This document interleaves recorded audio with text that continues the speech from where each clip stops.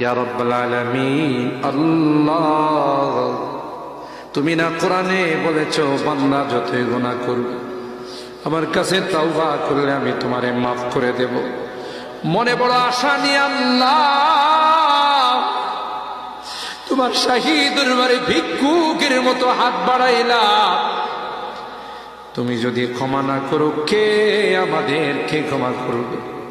কে আমাদের মাফ করবে? ভিক্ষুকে একজনের কাছে ভিক্ষা না পেলে আরেকজনের কাছে পায়। এক দুয়ার থেকে বিতাড়িত হলে আরেক দুয়ারে যায়।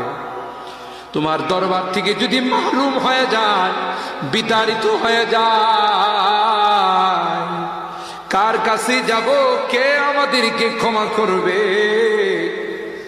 মালিক রে, কাঙ্গালের মতো হাত বাড়াইলাম, তাওবা করতেছি, আর জীবনে কোনোদিন নামাজ ছাড়ব না, আর জীবনে কোনো গুনাহ করব না,